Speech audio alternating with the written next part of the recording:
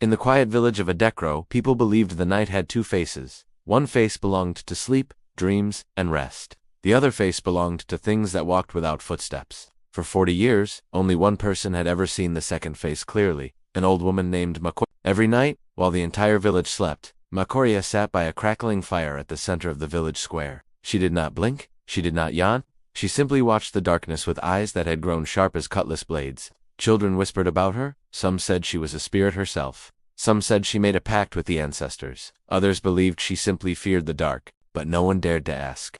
She lived alone, spoke very little, and kept a staff carved with strange symbols no one recognized. And although she was quiet, the entire village knew one thing: as long as Makoria stayed awake, the village was safe. Whenever a traveler passed through and asked, "Why does this old woman never sleep?" the elders would reply, "It is better not to know." But one Harmattan night, everything changed. The wind died, the crickets went silent. Even the fire beside Makoria burned without sound. For the first time in 40 years, the old woman's eyelids trembled and slowly closed. At first, the villagers thought she was simply resting her eyes.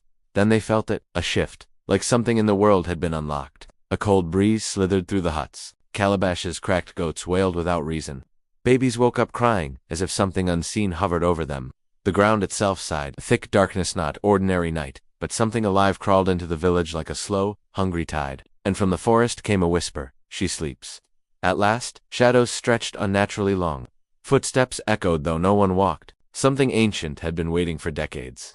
The villagers ran to Makoria shouting, "Mama, wake up. Wake up." But she dreamed deeply, the kind of sleep that held 40 years of exhaustion.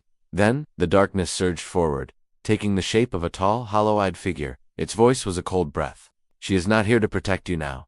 The ground shook, huts quivered, flames dimmed, just when the creature stepped into the firelight. Makoria's eyes snapped open. Her pupils glowed with gold, the same glow seen only in the stories of the first ancestors. She rose slowly, leaning on her carved staff, and spoke with a voice that carried power. "Your time has passed. Return to the void," the shadow hissed. "You were mine to claim decades ago." Makoria struck her staff against the ground. A blinding wave of white light erupted through the village. The shadows screamed, burning away like smoke. The darkness shattered, and silence returned. The fire roared back to life. The villagers gathered around her trembling. "Makoria, what was that?" She looked at them with tired but peaceful eyes. "Before any of you were born," she said, "that spirit came to devour this village. I made a vow to the ancestors to watch the night until it forgot the path here."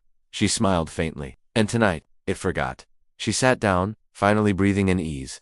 From that day on, Makoria slept every night like any ordinary elder, and the village of Adekro slept peacefully too, knowing the darkness would never return.